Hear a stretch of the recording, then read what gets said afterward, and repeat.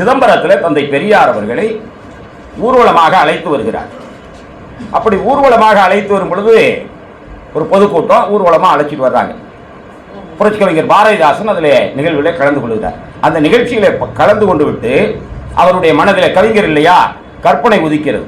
என்ன கற்பனைன்னு சொன்னால், ஒரு கிராமத்து கணவன் மனைவி, அவங்க மனைவி கேட்குறாங்க, யார் இந்த பெரியவர், இவரை வச்சு இப்படி தேரில் ரதம் மாதிரி தேரில் அழைச்சி அமர வச்சு கூட்டிகிட்டு வர்றாங்களே, யார் இவர் அப்படின்னு கேட்குறாங்க.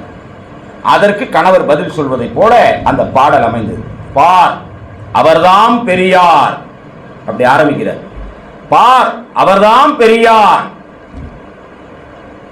அன்பு மக்கள் கடலின் மீதில் அறிவு தேக்கம் தங்க தேரில், பார் அவர்தாம் பெரியார்.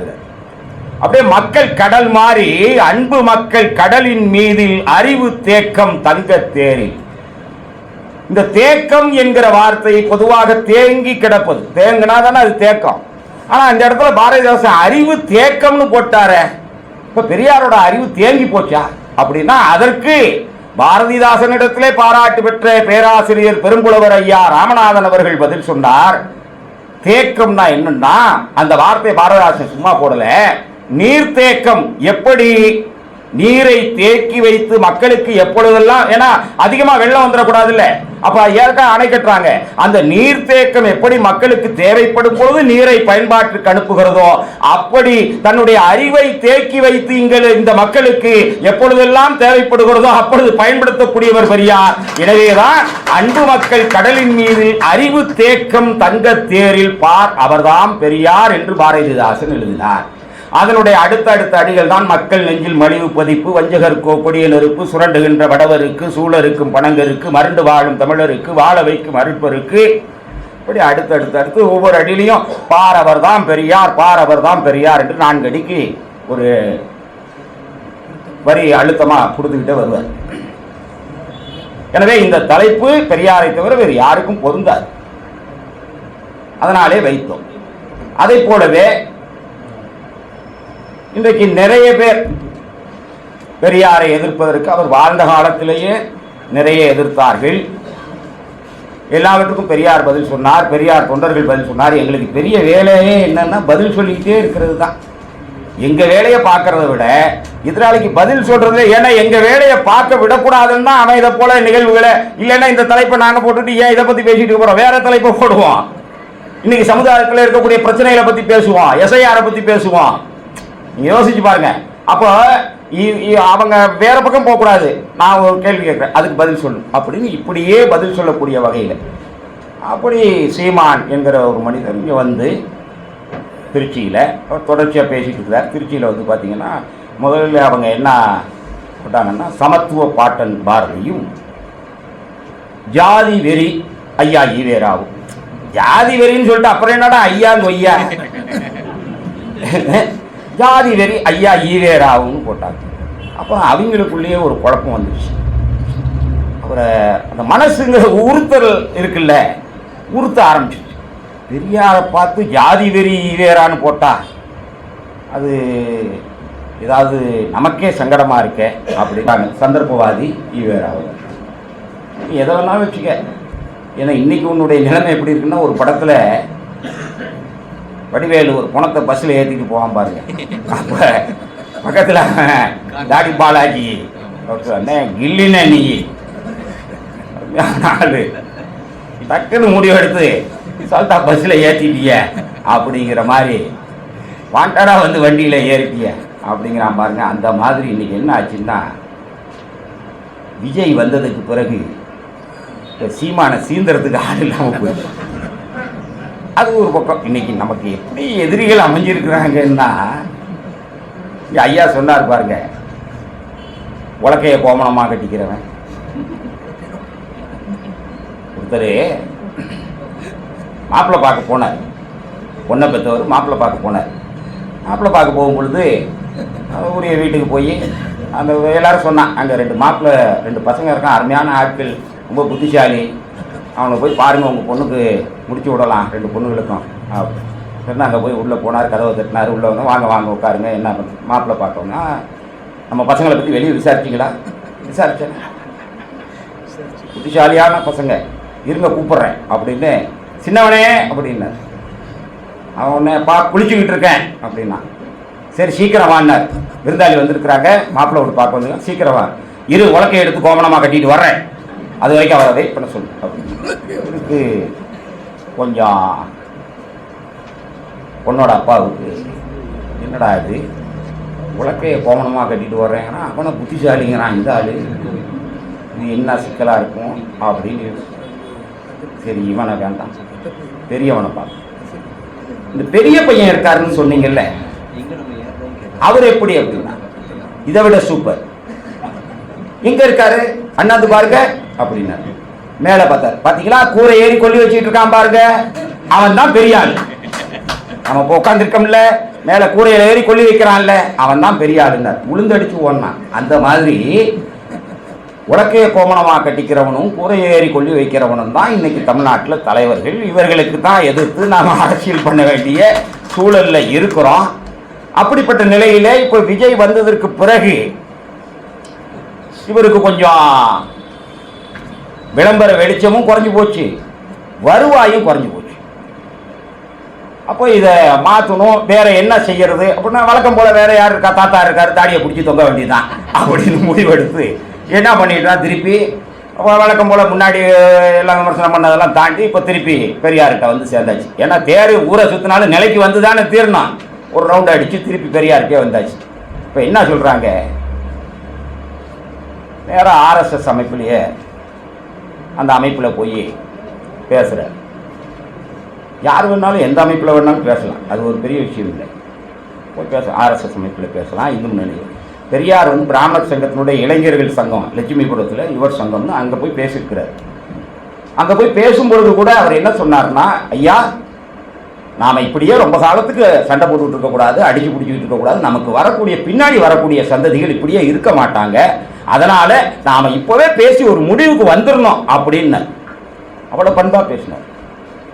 திராவிடர் கழகத்தினுடைய மாநாடு தஞ்சையில் நடந்தது. அப்போ ஒரு முறை நடக்கும் பொழுது தமிழ்நாட்டுடைய முதலமைச்சராக அன்றைக்கு டாக்டர் கலைஞர் இருந்தார். கலைஞரை அழைத்தார்கள். கலைஞர் வந்தார், மேடையில் பேசினார்.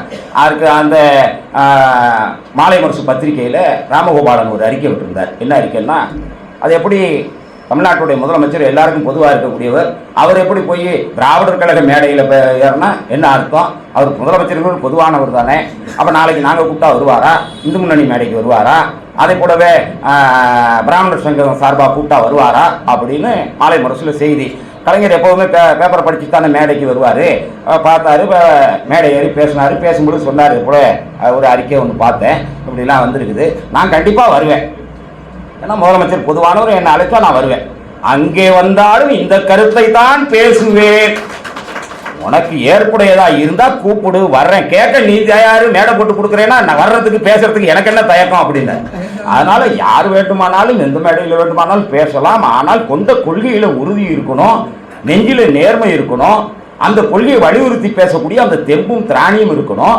ஆனா நீ என்ன ஆயிடுச்சுன்னா, விளம்பரத்துக்காக எந்த மேடையிலும் போய் ஏறுறது, அப்படி ஏறி எந்த மேடையில ஏறினாலும் வஉசியா, வஉசி தெரியுமா, பெரியார் எப்பேற்பட்ட ஆள் தெரியுமா அப்படிங்கிறது, காமராஜர் பிறந்தநாள்லாம் உடனே காமராஜரை உயர்த்தி பேசுவது, பெரியாரை தாழ்த்தி பேசுவது, அதே போலவே ஜீவா அவர்களை பற்றி உயர்த்தி பேசுவது, பெரியாரை எங்க போனாலும் பாரதியை பற்றி பேசணும்னு கூப்பிட்டா பாரதியை பற்றி பேசு, நிறைய பேசு, யார் வேணாம்னா, பாரதி தான் செந்தமிழ் நாடுனும் போதினிலே அப்படின்னு தமிழ்நாட்டை முதல்ல பாடினாரு அப்படின்னா, பாரதி புதுநெறி காட்டிய புலவன் பாரதிதாசன். பார்வை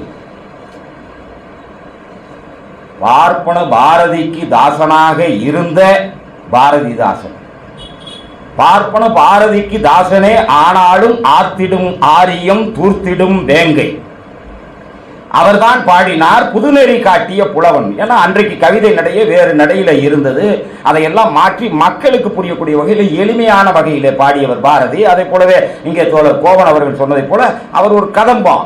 புத்துசி குருசாமி ரொம்ப அருமையாக எழுதியிருப்பார் விடுதலை பத்திரிகையில. இந்த பாப்பாங்கடையில் போய் பார்த்தீங்கன்னா பழைய மிக்சரு, இந்த காராபுந்தி, இந்த அவளு பொறி, இது எல்லாம் ஒன்றா குலுக்கி போட்டு ஒரு பாட்டிலில் வச்சுருப்பான், அன்னைய மாலை சரக்கு மாதிரி. அந்த மாதிரி பாரதி எல்லாத்தையும் ஒன்றா போட்டு குலுக்கி, அது காலையில் மிஞ்சி போன வடை சாயந்தரம் போனீங்கன்னா சாம்பார் வடை ஆயிரும். அந்த மாதிரி ஒரு ஆள் அவரு. மற்றபடி பெரிய பெரிய புரட்சி எல்லாம் கிடையாதுங்க. இன்றைக்கு பாரதியையும் பெரியாரையும் நேர் எதிராக நிறுத்த வேண்டிய அவசியம் என்ன இருக்கு? ஒன்றுமே கிடையாது. பாரதி மேல விமர்சனம் உண்டா? உண்டு, அதுல மாற்று கருத்து இல்லை. ஆனால் அதே நேரத்தில் இப்ப பாரதியை பத்தி பேச வேண்டிய அவசியம் நீயே ரெண்டு பேரையும் இது என்ன இது கும்பகோணம் தான் வேலைம்பாங்க, இந்த ஐயம்பேட்டை வேலைன்னு. இது என்ன இந்த வேலையை பார்த்துக்கிட்டு இருக்கிற நீ எந்த மேடைக்கு போனாலும் அந்த காலத்து ஆட்களுக்கு தெரியும் ஐயம்பேட்டை வேலை என்ன கும்பகோணம் தான் வேலை என்னன்னு. இந்த வேலையை பார்க்கறதுக்கு ஒரு கட்சி, அதுக்கு ஒரு தலைவர், அதுக்கு ஒரு மேடை, அதுக்கு இவ்வளவு பேர் லட்சக்கணக்கில் செலவு பண்ணிக்கிட்டு இப்படி போய் நீ உட்காந்துக்கிட்டு உனக்கு தெரியுமா பாரதி செந்தமிழ்நாடுன்னு, நீ என்ன தமிழ்நாடுன்னு பேர் வச்ச? அண்ணாவுக்கு தான் பேர் வச்சாரா? அப்ப சங்கரலிங்கனார் எதுக்கு உண்ணாவிரதம் இருந்தார்? சும்மா பொழுது போகாம வீட்டில் சாப்பாடு இல்லாமல் உண்ணாவிரதம் இருந்தாரா? தின்ன சோறு செரிக்காம உண்ணாவிரதம் இருந்தாரா சங்கரலிங்கனார்? தியாகிங்கிற பட்டம் எதற்காக? நீங்க நல்லா யோசிச்சு பாருங்க. தன்னுடைய உயிரை அணுவணுவாக சிதைத்துக் கொண்டு இந்த நாட்டுக்கு தமிழ்நாடு என்று பெயர் வைக்க வேண்டும் என்று சங்கரலிங்கனார் உண்ணாவிரதம் இருந்தார் காங்கிரஸ் ஆட்சியிலே. அதற்கு பிறகு பேரறிஞர் அண்ணா ஆட்சி பொறுப்பிற்கு வந்ததற்கு பிறகு அவரு அந்த தமிழ்நாடு பெயர் மாற்ற அந்த தீர்மானம் வைக்கும் பொழுது கூட அன்றைக்கு காங்கிரஸ் கட்சியில எதிர்ப்புங்க. எதிர்கட்சி தலைவராக இருந்த ஒரு விநாயகம் அவர் சொன்னார், தமிழ்நாடுன்னு பேர் வச்சு இனிமேல் எல்லா பக்கமும் மாதிரி ரொம்ப செலவாகுமே. அண்ணா அவரை மாதிரி இலக்கிய நயம், ஓமை நயம் என்ன செலவாகும்? ஒரு துளி மை போதும். தமிழ்நாடுன்னு கையெழுத்து போட்டால் முடிஞ்சு போச்சு, என்ன செலவாகும்? அடுத்து இன்னொரு தலைவர் கருத்திருமன், அவர் என்ன சொன்னாரு, நீங்க எல்லாம் ரைட்டு பேர் வைக்கிறீங்க, அறிஞர்களை எல்லாம் கேட்கணும், கேட்க வேணாமா? யாரு? சீமானுக்கு இந்த வரலாறுலாம் தெரியுமா? சட்டமன்றத்தில் நடந்த விவாதம் நீ எடுத்து பிரட்டி பாரு. சட்டமன்றத்தில் கேட்டாங்க, அறிஞர்களை கேட்க வேண்டாமா? நாட்டில் 4 பெரியவங்களை கேட்க வேண்டாமா? நீங்க பாட்டுக்கு தமிழ்நாடுன்னு பேர் வச்சா என்ன அர்த்தம்? அப்படிங்கும் பொழுது பேரறிஞர் பெருந்தகை அண்ணா சட்டமன்றத்திலே பதிவு செய்யப்பட்ட உரையில இருக்கிற வார்த்தை, அண்ணா சொன்னார், கருத்திருமனும் விநாயகமும் இருக்கிற அவையை விட வேற பெரிய அறிஞரை எங்க போய் தேடுறது? நீங்க ஒத்துக்கிட்டா முடிஞ்சு போச்சு. என்ன இப்ப அவங்க 2 பேருக்கு என்ன சிக்கலாச்சுன்னா, மறுத்தா தாங்கள் விட்டாலும் ஆயிரும். நீங்க நல்லா யோசிச்சு பாருங்க. அப்படிப்பட்ட தலைவனுங்க அண்ணா. அவர் வைக்க ஆரம்பிச்ச நாட்டுக்கு தமிழ்நாடு, உனக்கு அரசாங்க கெசட்ல தமிழ்நாடு, அதை விட்டு அவர் அப்பவே செந்தமிழ்நாடுன்னு பாடிட்டாரு. நாங்கள் அப்பவே தமிழ்நாடு, ஆனால் இப்போ அரசு போக்குவரத்து கழகத்தில் தமிழ்நாடுங்கிற பேர் இல்லை. இது ஒரு போராட்டம்னு ஒரு ஸ்டிக்கரை தூக்கிட்டு அலையிறான். சீமான் கட்சி எல்லாம் ஆளுக்கு ஒரு ஸ்டிக்கரை எடுத்துகிட்டு போய் தமிழ்நாடு அரசு போக்குவரத்து கழகம்னு இருக்கணும், அரசு போக்குவரத்து கழகம்னு இருக்கக்கூடாது, தமிழ்நாடுன்னு ஒட்டுவோம். நீ உள்ளபடியே மானஸ்தன், யோக்கியன், நியாயஸ்தன், நாணயஸ்தன், கொஞ்சமாவது உனக்கு சூடு சொரணை இருக்குன்னா நேரம் அந்த ஸ்டிக்கரை தூக்கிட்டு எங்க போகணும்? ஆளுநர் மாளிகைக்கு போ. தமிழ்நாடு ஆளுநர் மாளிகை அப்படின்னு எழுதிட்டு வா. தமிழ்நாடு காசுல தான் அவருக்கு டீ செலவுல இருந்து அவர் நடத்துற அவருக்கே டீ செலவு நாம கொடுக்குறோம். அப்புறம் டீ பார்ட்டி செலவையும் நாம தான் கொடுக்குறோம். தமிழ்நாடு சட்டமன்றத்தில் வரவு செலவு கணக்கில் நாம எல்லாம் கொடுத்து அவருக்கு அவர் ஆளுநராக உட்கார வச்சிருக்கிறோம். ஆனா அவர் தமிழ்நாடுங்கிறது என்னமோ மாதிரி இருக்கு, தமிழகம் தான் நான் சொல்லுவேங்கிறாரு. நீ யோக்கியம் என்ன பண்ணணும்? நீ வீரபத்திரம் பேர என்ன பண்ணணும்? நேரா தூக்கிக்கிட்டு ஓடுவானா ஆளுநர் மாளிகையை நோக்கி, தமிழ்நாடு ஆளுநர் மாளிகைன்னு ஓட்டுவானா டவுன் பஸ் பின்னாடி ஓடிக்கிட்டு அரசு போக்குவரத்து. ஏன்னா இந்த நாட்டில் அரசு மருத்துவமனை, தமிழ்நாடு அரசு மருத்துவமனை இருக்கு, அரசு மருத்துவமனை, ஊருக்கு ஒரு அரசினர் கல்லூரி, தமிழ்நாடு அரசினர் கல்லூரினா இருக்கு. ஒட்டு போ, மெடிக்கல் காலேஜ் போய் ஒட்டு, தமிழ்நாடு அரசு மருந்து கல்லூரி, அரசு மருத்துவ கல்லூரி ஒட்டு, தமிழ்நாடு ஒட்டு ஒட்டு. நீ மத்திய அரசு கேட்பான்ல, நாங்கள் கொடுக்குறோம் நிதி அப்படின்னு, பிரச்சனை ஆகட்டும், நீ போய் ஒட்டு, அங்கே ஒட்டு. நாங்கள் கொடுக்குற நிதியில் கல்லூரி நடத்துறீங்க, இன்னும் தமிழ்நாடுன்னு ஓட்டிட்டீங்கன்னா நாங்கள் சொல்லுவோம்ல, நாங்கள் 100 ரூபா கொடுத்தா நீ 20 ரூபா எங்ககிட்ட கொடுக்குற, 80 ரூபாய் பீகார்காரனுக்கும் உத்தரப்பிரதேசக்காரனுக்கும் கொடுக்குற அப்படின்னு. அது நியாயம். டவுன் பஸ் பின்னாடி ஓடிக்கிட்டு அதுவே ஃப்ரீயாக போய்கிட்டு இருக்கு, பெண்கள் ஏறி போயிட்டு இருக்கிறாங்க, நீ அதுக்கு பின்னாடி ஏன் ஓடுற? நீ தமிழ்நாடு அரசு போக்குவரத்து கழகம்னு ஓட்டு. இது ஒரு போராட்டமா? என்னையா இந்த நாட்டில் என்ன நடக்குது? பாரதியாரெல்லாம் அப்பவே முடிச்சு விட்டு வருங்க, தெரியாது? அப்பவே முடிச்சு. பாரதியாருக்கு இருக்கிற பெருமையே என்னன்னா, 1000 உண்டுங்கு ஜாதி எனில் அந்நியர் புகழ் என்ன நீதி, என் பெரும் பாட்டன் பாரதி சொன்னது சீமான். 75 வருஷத்துக்கு முன்னாடியே பெரியார் சொன்னார், 1000 ஓட்ட படகுல ஆற்று தண்ணி உள்ளே வரக்கூடாதுன்னா என்னடா பைத்தியாரத்தனம் இல்லையா? ரொம்ப ரெண்டே வரியில 1000 உண்டுங்கு ஜாதி எனில் அந்நியர் புகழ்ந்த நீதினா ஓட்ட படகுன்னா தண்ணி உள்ள வரத்தானடா செய்யும், அதெல்லாம் முதல்ல அடைக்கணும்னு அவர் பெரியார். நீ இன்னும் பழைய சரக்கெல்லாம் தூக்கிட்டு வந்து பெரியாரை எதிர்க்கிறது, பெரியாரை நான் வீழ்த்த போறேன், கடப்பாறைய நாம எங்க கிட்ட சரியா இல்லை அதனால இரவல் வாங்க போறேன் அப்படின்னா அவனுக்கு இரவல் கொடுத்தே பழக்கமாயிடுச்சு. அவன் யாரா இருந்தாலும் கவலைப்படுறதில்லை, இந்தா வச்சுக்கோ அவன் இரவல் கொடுக்குறான், உனக்கு வாங்கிய பழக்கமாயி. இது நாங்கள் இன்னைக்கு நேற்றைக்கு பார்க்கல, மாப்போசி காலத்திலிருந்து பார்த்து கொண்டு தான் இருக்கிறோம். மாப்போசி காலத்திலிருந்து இடித்து கொண்டே இருக்கிறார்கள், கொஞ்சம் கூட அசைகிற மாதிரி தெரியல. ஆனாலும் இவர் இடிப்பதாக முயற்சி செய்கிறார். முயற்சி செய்வது மட்டுமல்ல, இவர் என்ன நினைக்கிறாருன்னா பெரியாரை திட்டினா கொஞ்சம் வசூலாகும். எப்படி வசூலாகும்னா இங்கே இருக்கிறவங்ககிட்ட இல்லை, இந்த புலம்பெயர்ந்து இருக்கிறாங்க பாருங்க அவங்க, இவர் முப்பாட்ட முருகங்கிறதே அதுக்கு தான். அவன் கண்டி கதிர்காம முருகன்னா காலில் விழுந்துருவான். ஈழத்தமிழர்ல அவங்க என்ன பண்ணுறது அப்படி இருக்கிறாங்க. அவன் எங்கே போனாலும் முருகன் கோயில் கட்டிட்டு முருகன் தான் முப்பாட்டு. முருகன் முப்பாட்டங்கிறதே ஒரு பெரிய பித்தலாட்டத்தனம். அது மாதிரி தமிழ் கடவுள் அப்படிங்கிறது அதை விட பித்தலாட்டத்தனம். உலகத்தில் எந்த மொழிக்காவது கடவுள் இருக்குதா? பீகார் கடவுள் என்ன? பீகாரிக்கு என்ன கடவுள்? இந்திக்கு என்ன கடவுள்? இந்தி கடவுள்னு ஏதாவது வச்சிருக்காங்க? மைத்திலி கடவுள் அப்படின்னு ஏதாவது வச்சிருக்கிறாங்க? இது தமிழுக்கு மட்டும் எப்படி கடவுள் வந்துச்சு?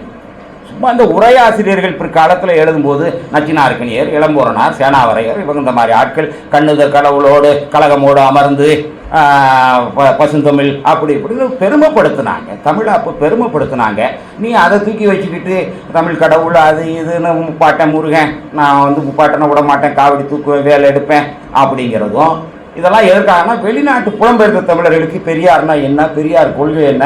ஏன்னா இன்னொன்று சொல்கிறேன், இங்கே நாம் எப்படி பார்ப்பனர்களை எதிர்க்கிறோமோ அதை மாதிரி அங்கே பார்ப்பனர் ஒன்றை பார்ப்பான். அவன்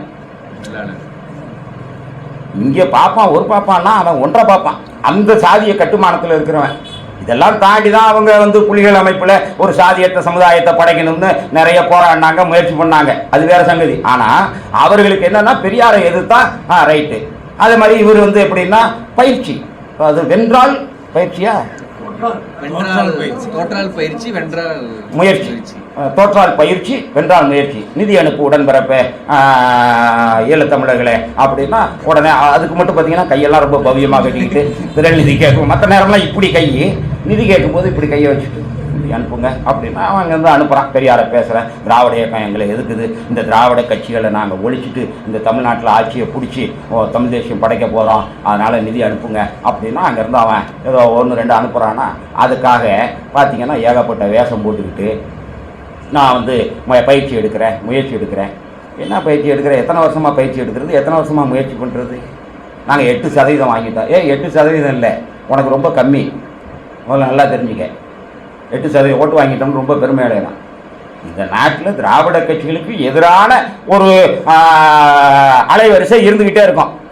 அவன் யார் வந்தாலும் போடுவான். பிரஜா சோசியலிஸ்ட்னு ஒருத்தன் வந்தாயா, அவன் 4 எம்எல்ஏ வச்சிருந்தான் அந்த நாட்டில். தமிழ்நாட்டில் பிரஜா சோசியலிஸ்ட்னு ஒரு கட்சி 4 எம்எல்ஏ வச்சிருந்தது. இன்னைக்கு அந்த கட்சி இருக்கா? நீ வார்டு கவுன்சிலராக கூட ஆக முடியாது. மாப்போசி அவருக்கு சில எம்எல்ஏக்கள் கொடுத்தாங்க மக்கள். என்னன்னா திராவிடர் இயக்கம் இந்த சமத்துவ கொள்கை, இந்த ஜாதி மறுப்பு கொள்கை, இதை பிடிக்காத ஒரு அலைவரிசை இருந்துகிட்டே இருக்கான். அவன் எந்த கட்சி வருதோ அந்த கட்சிக்கு போட்டுக்கிட்டே இருப்பான். கொஞ்ச நாள் ரஜினி வரமாட்டாரான்னு எதிர்பார்த்துக்கிட்டு இருந்தான். அப்புறம் கொஞ்ச நாள் பார்த்தீங்கன்னா இப்போ இவர் வந்துட்டாருன்னா இன்னொரு நடிகர் வந்தாருன்னா அவர் பின்னாடி ஓடுவான். இதெல்லாம் வாக்கு சதவீதமே கிடையாது. சில பேர் பார்த்தீங்கன்னா வாழ்நாள் சாதனையாளர் சாதனை பண்ணுவான். கின்னஸுக்கு என்ன சாதனைன்னா பின்னாடியே நடக்கும். 3 கிலோமீட்டர் பின்னாடியே நடந்தால் மிகப்பெரிய சாதனை. இன்னொருத்தருக்கு என்ன சாதனை, என்ன பண்ணுறாரு? 2 கிலோ பச்சை மிளகா சாப்பிடுவோம். இதனால் இந்த சமூகத்துக்கு காதொடிந்த ஊசி அளவுக்காவது பயன் இருக்கான். அவன் 2 கிலோ பச்சை மிளகா அதிகறதுனால என்ன பண்ணுவான்? கின்னஸ் புத்தகத்தில் பேர். அதை போலவே பின்னாடியே நடந்தார் 10 கிலோமீட்டருக்கு, அண்ணா சிலையில் ஆரம்பிச்சு ஜங்ஷன் வரைக்கும் பின்னாடியே போயிட்டாருப்பா அப்படின்னா இவன் பின்னாடியே போகிறதுக்கு போகிற வர பஸ் எல்லாம் நிறுத்தி நம்ம இவனுக்கு டிராஃபிக் ஒழுங்குபடுத்தி விட்டா இவன் பின்னாடியே போவான். அது ஒரு வாழ்நாள் சாதனை. அந்த மாதிரி ஒரு தேர்தலில் நிற்கிறதுக்கு வாழ்நாள் சாதனையாளர் விருது இவர். பயிற்சி எடுக்கிறது, முயற்சி எடுக்கிறது, பின்னாடியே போகிறது, பச்சை மிளகா திக்கிறது, இந்த மாதிரி இது ஒரு வாழ்நாள் சாதனையாக வச்சுக்கிட்டு இது இளைஞர்களை 4 பேரை ஏமாற்றிக்கிட்டு பாரதியையும் பெரியாரையும் இது பண்ணுறது கேட்டால் அவர் செந்தமிழ் நாடுனார். பாரதி தமிழ் படிக்க சொன்னார். பெரியார் ஆங்கிலத்திற்கு ஆதரவாக சொன்னார். எப்ப சொன்னார்? ஏன் சொன்னார்? பாரதி தமிழ் படிக்க சொன்னார், எல்லோரும் தமிழிலே படியுங்கள் என்று சொன்னார். மறுக்கவே இல்லை. ஏன்னா வெள்ளக்காரன் வந்து எல்லாருக்கும் இங்கிலீஷ் கற்றுக் கொடுத்தான். நம்மளால இங்கிலீஷ் கற்றுக்கிட்டு மேலே போக ஆரம்பித்தான். ஏடா போகிற தமிழ் படி, மேலே போகாத, இங்கிலீஷ் படிக்காத. வெள்ளைக்கார பாதிரிமார்கள் நடத்துகிற பள்ளிக்கூடத்திற்கு நம் வீட்டு பிள்ளைகளை அனுப்பக்கூடாது என்று சொன்னவர் பாரதி. ஏன்னா அங்க போனா அவன் கிறிஸ்துவ மதத்தை, இந்து மதத்து மேல நம்பிக்கை இழக்கிறான், கிறிஸ்துவ மதத்தை ஆதரிக்க தொடங்குறான். அது போலவே வந்து பாத்தீங்கன்னா இன்னும் அவர்களுடைய பண்பாட்டு தாக்குதலுக்கு ஆளாகிறான் அப்படின்னாரு. ஆனா இந்துத்துவவாதிகள் அத்தனை பேரும் பாத்தீங்கன்னா எல்லாருமே கிறிஸ்துவ மிஷினரிகளில் படிச்சிருவோம். எல்கே அத்வானி கிறிஸ்துவ மிஷினரியில் படித்தவர் தான். அவர் யாராவது பாதிரியார் நினைச்சிருந்தா அவரை தூக்கி சிலுவையை மாட்டி விட்டுருக்க முடியாதா? எல்லாம் யோசிச்சு பாருங்க. எல்லாருமே இங்க தேசிய கல்வின்னு ஒன்று வச்சாங்க. சுதந்திர போராட்ட காலத்தில் தேசிய கல்வி, அந்த தேசிய கல்விக் கொள்கையினுடைய அடிப்படையில், இன்றைக்கு வந்த தேசிய கல்விக் கொள்கையோட பழைய வடிவம் அது. அந்த தேசிய கல்விக் கொள்கையினுடைய அடிப்படையில் அந்த தேசிய கல்வியை வரையறுத்து காந்தியார் வார்த்தா கல்வி திட்டம்னு ஒன்று வச்சு அதன் மூலமாக குருகுலம் நடத்தினாங்க நாடு முழுக்க. அப்படி நடத்தப்பட்டதில் தான் சேரன்மாதேவி குருகுலம். நல்லா சிந்திச்சு பாருங்க. சேரன்மாதேவி குருகுலம், அங்கே சமபதி போஜனம், பெரியார் போராடினது, அதெல்லாம் ஒரு பக்கம். அதே போல நாடு முழுக்க குருகுலங்கள் நடத்தப்பட்டன. எதற்காகனா இந்த கிறிஸ்துவ பாதிரிமார்களுடைய கிறிஸ்துவ மிஷனரிகளுடைய கல்லூரிகளுக்கு போகாம, அந்த படிப்பு படிக்காம இங்க நம்ம பிள்ளைகளுக்கு தேசபக்தியும் தேசிய கல்வியும் ஊட்டுவது. ஏன்னா அங்க போனா கெட்டு போயிடுறாங்க அப்படின்னு. இந்த குருகுல கல்வியை திட்டமிட்டவர்கள், வார்த்தா கல்வி திட்டம் என்கிற பெயரால் தேசிய கல்வியை திட்டமிட்டவர்கள், இதை நாடு முழுக்க பரப்பியவர்கள், நடத்தியவர்கள் எல்லாம் யார் தெரியுமா? பாரிஸ்டர் பட்டம் வாங்கினவங்க, பாரட்லா பட்டம் வாங்கினவங்க, லண்டனுக்கு போய் படிச்சவங்க. காந்தி யாரு? அவர் என்ன கெட்டு போயிட்டாரா? வெள்ளக்கார நாட்டுக்கே போய் கிறிஸ்துவர் ஆயிட்டாரா? வாவேஷ் ஐயர் யாரு? சேரன்மாதேவி குருகுலம் நடத்துற வாவேஷ் ஐயர் யாரு? பாரிஸ்டர் பட்டம் வாங்கினவங்க. சாவர்கர் யாரு? இவங்க எல்லாம் அங்க போய் படிச்சுட்டு அங்க இருந்து இங்க வந்து நீ எல்லாம் படிக்காத, படிச்சா கெட்டு போயிருவேன், படிச்சா கெட்டு போயிருவேன்னா என்ன அர்த்தம் இது? அன்னைக்கு வழக்கறிஞர்கள் பெரிய மிக நம்ம ஆட்கள் நிலச்சி வாழ்ந்தார்களா இருந்தான், அவ்வளவுதான். படிப்பறிவு இல்லை. அப்போ படிக்காத நீ போகாத அப்படிங்கும் போது தமிழ் படி. என்ன படிக்கணும்? தமிழ் படி. தமிழ்ல என்ன படிக்கலாம்? தேவாரம் படி, திருவாசகத்தை படி, பெரிய புராணம் படி, கந்த புராணம் படி. அப்படிங்கும் பொழுது பெரியார் என்னடா இருக்கிறது இந்த இலக்கியத்தில் என்கிற கேள்வி எழுப்பினார். இவன் உடனே சொல்றான், பெரியார் தமிழ சனியன்னாரு. சொன்னார், மறுக்கவே இல்லை, சொன்னார். சனியனான தமிழுக்கு இன்னும் என்ன செய்ய வேண்டும் கேட்ட. ஏன்னா நம்ம பிள்ளைகளை முன்னேற விடாம தடுக்கிறானே, மேல போக விடாம தடுக்கிறானே. இன்னைக்கு நீங்க எந்த மொழியை படிச்சாலும் கணினி மொழி தெரிந்தால் தானங்க நீங்க முன்னுக்கு போக முடியும்.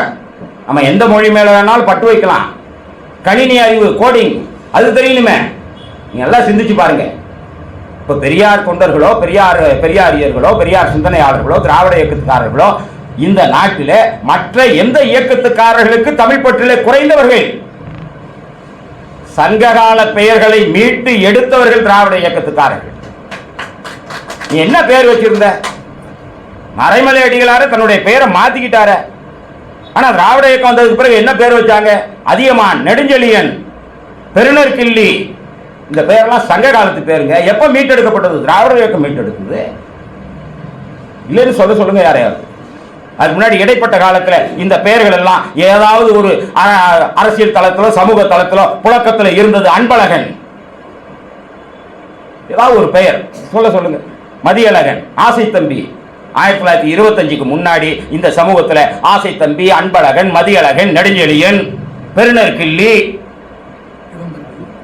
இளம்பருதி பேரெல்லாம் வச்சாங்கன்னு சொல்லுங்க. மீட்டு எடுத்தது யாருக்கு? நாங்கள் தமிழ் பற்றிலே சாதித்தவர்கள். ஆனால் அதே நேரத்தில் பெரியார் சனியனான தமிழ்னு சொன்னார்னா, இப்போ நீங்க வேகமா போறீங்க, வேஷ்டி கட்டிட்டு போறீங்க, பஸ் ஏறணும், பஸ் போயிட்டு இருக்கு, வேகமா போகும்போது வேட்டி தடுக்குச்சுன்னா என்ன சொல்லுவீங்க? அட சனியம் பிடிச்ச வேட்டி தூக்கி கட்டிட்டு போவீங்க. அதுக்காக சனியம் பிடிச்ச வேட்டி நீங்க சொல்லிட்டீங்க, அடுத்த நாள்ல இருந்து கட்டாம நிறுவனம் அலையிறதுன்னு அர்த்தமா? அந்த நேரத்துக்கு சொல்லுவீங்க அட சனியம் பிடிச்ச தடுக்கிட்டே இருக்குன்னு. அவ்வளவுதான். வீட்டு வேலைக்காரியிடத்துல கூட ஆங்கிலம் பேசுங்கள்னு சொன்னார் பெரியாருங்குது அப்படின்னு இவர் அங்கலாய்க்கிறாரு மணியரசன். அவர் பரிணாம வளர்ச்சி முன்னுக்கு இப்படி வளர்ந்து போறதா? பெரிய ஆலமரமா இருந்து 10 வருஷம் கழிச்சு பார்த்தா அது சின்ன குச்சி மாதிரி ஆயிடுச்சுன்னா இது என்னையா இது பரிணாம வளர்ச்சி, இது என்ன வளர்ச்சி, அது பேர் வளர்ச்சியா? போன்சாய் மாதிரி ஆயிட்டாரு கடைசியில. இவ்வளவு பெரிய ஆலமரமா இருந்து வர வர வர வர சுருங்கி சுருங்கி சுருங்கி சுருங்கி கடைசியா ஒரு குச்சி மாதிரி ஆகிறதா. அவர் சொல்றார், வீட்டு வேலைக்காரி இடத்துல கூட பெரியார் ஆங்கிலம் பேச சொன்னார் அப்படிங்கிறார். சொன்னார், மறுக்கவே முடியாதுங்க, சொன்னார். ஏன் சொன்னார்? இன்னைக்கு நீங்க ஐடி கம்பெனில வேலை பார்க்குறாங்க, பெரிய பெரிய நிறுவனங்கள்ல வேலை பார்க்குறீங்கல்ல, அப்படி போகும்பொழுது முதல்ல அவன் என்ன கேட்குறான்? தேவாரத்தில் 10 பாட்டு சொல்லு, திருவாசகம் தெரியுமா, கந்தபுராணம் அப்படியே சொல்லுங்க, ஒரு 4 வருஷம் சொல்லுங்க. ஓகே, என்ன கேட்குறான்? இங்கிலீஷ் நாலேஜ் இருக்கா? சரி, அதை வளர்த்துக்கலான்னு நீங்கள் ஸ்போக்கன் இங்கிலீஷ் அந்த மாதிரி ஆங்கில அறிவை வளர்த்துக் கொள்வதற்கு போனீங்கன்னா அவன் என்ன சொல்கிறான்? திடீர்லாம் வந்துடாதுப்பா, டெய்லி இங்கிலீஷ் பேப்பர் படி, இங்கிலீஷ்லேயே பேசுகிறவன்ட்ட பேசு, வீட்டில் இங்கிலீஷ் பேசிக்கிட்டே, இங்கே பேசுகிறதோட பத்தாது, வீட்டில் போய் இங்கிலீஷில் பேசிக்கிட்டே இருக்கணும். எவ்வளோ ஃபீஸு? 10,000 ரூபா. 10,000 ரூபா கட்டி வீட்டில் போய் இங்கிலீஷ்லேயே பேசி இங்கிலீஷ் பேப்பரை படின்னு அவன் சொன்னதை ஃப்ரீயாக சொன்னார் தெரியாது. வேலைக்காரி இடத்துல கூட ஆங்கிலத்தில் பேசுங்கள், ஏன்னா இனி வருங்காலத்தில் அந்த மொழி உலகை ஆள போகிறது. எனவே அதை நீங்க செய்யுங்க, இல்லைன்னா நம்ம பிள்ளைங்க பின்னுக்கு போயிடும் அப்படின்னார். அப்ப நீ எங்களுக்கு தேசிய கல்வி, எங்களுக்கு வார்த்தா கல்வி திட்டம், எங்களுக்கு குலக்கல்வி, எங்களுக்கு குருகுல கல்வின்னு இப்படி திணிச்சிட்டு நீ இங்கிலீஷ் படிச்சு முன்னேறி போகும் பொழுது அப்ப பெரியார் என்னடா இன்னும் தமிழ் தமிழ் தமிழ் இப்படி அலையிறீங்களே, அதுக்காக தமிழ் வேண்டாங்கிறதுக்காக அல்ல, புறக்கணிக்கிறதுக்காக அல்ல, அல்லது அது தேவையற்றது என்பதற்காக அல்ல, தமிழுக்காக என்ன செய்தார் பெரியார் என்பதே ஒரு தனி தலைப்பிலே பேச வேண்டிய செய்தி. தொல்காப்பியத்தை கண்டிச்சார், தமிழ் இலக்கியங்களை கண்டிச்சார். ஏன் கண்டிச்சார்? ஒரே ஒரு கேள்வி கேட்டார் பெரியார். இன்னைய வரைக்கும் அதுக்கு எல்லாருமே பதில் சொல்லியிருக்கிறாங்க. ஆனால் பெரியார் என்ன பதிலை சொன்னாரோ அதே பதிலைத்தான் சொல்லியிருக்கிறார். அந்த கேள்வி என்ன சொன்னா, ஆரிய சார்பு அற்ற பார்ப்பன பண்பாட்டு படையெடுப்பு தாக்கத்திற்கு உள்ளாகாத ஏதாவது ஒரு இலக்கியம் உன்னுடைய தமிழ் மொழியிலே உண்டா அப்படின்னு கேட்டார். மறைமலையடிகளார் இல்லைன்ட்டார், தேவனைய பாவாணர் இல்லைன்ட்டார், பாவலர் பெருஞ்சித்திரனார் இல்லைன்ட்டார். இல்ல, நீங்க தொல்காப்பியர் காலத்தை நாம் ஆகிறோம். இன்னைக்கு 2000 வருஷமா, 3000 வருஷமா, 5000 வருஷமா எல்லாரும் சொல்றாங்க. கிமு வரைக்கும், கிமுலே 5000, கிமு 5000, கிமு 7000, எவ்வளவு வேண்டுமானாலும் தொல்காப்பியர் காலத்தை நாம் பின்னுக்கு தள்ளிக்கொள்ளலாம், அதிலே மாற்று கருத்து இல்லை. அந்த அளவுக்கு நிறைய செய்திகள் அதிலே அடங்கி இருக்கின்றன. ஆனால் அதே நேரத்தில் எவ்வளவுக்கு எவ்வளவு நாம் ஏன்னா அதுதான் முதல் நூல், முதல் நூல்னா அதுதான் முதல் நூல். அதுக்கு முன்னாடி நூல் இருந்திருக்கு, இப்ப எங்க இல்ல, என்ன ஆச்சு, அழிஞ்சு போச்சு. எஞ்சினதுல கடைசியா நமக்கு மிஞ்சினது தொல்காப்பியம். அதனாலே அது தொல்காப்பியத்துக்கு உண்மையான பெயர் என்ன தெரியாது. காப்பியம் தொன்மையானது, தொல்காப்பியம். ஒரு சிலர் என்ன சொல்றாங்க, காப்பிய குடின்னு ஒரு குடி இருந்தது, அந்த காப்பிய குடியை சேர்ந்தவர் அவரு, காப்பியர்னு அவர் பேரு. காப்பியர்னா ஜராட்சி காப்பியர் இல்லை, காப்பியர் அப்படின்னா ஒரு பேர், காப்பியக்குடியை சேர்ந்தவர், சேந்தன்குடி அப்படிங்கிற மாதிரி காப்பியக்குடி. அந்த காப்பியக்குடியை சார்ந்ததுனால அவருக்கு பெயர் காப்பியர். அவர் ஏற்றதுனால அதுக்கு தொல்காப்பியம். தொல் அப்படிங்கிற பேர் எப்படி அவர் காலத்திலே வந்திருக்கும், காலத்தில் வச்சிருப்பாங்க. தொல்பொருள் அப்படின்னா இப்ப நாம இந்த மைக்க தொல்பொருள்னு சொல்லுவோமா? இன்னொரு 5000 வருஷத்துக்கு பிறகு இது மண்ணுக்குள்ள கடந்து கிடைச்சதுன்னா தொல்பொருள் அப்படிமா. இப்பவே நாம இதை தொல்பொருள்னு சொல்ல முடியுமா இந்த நிலைக்கு? அப்ப அவர் காலத்துல வச்சிருக்க முடியாது, யாரோ பின்னாடி வந்தவங்க வச்சாங்க தொல்காப்பியம்.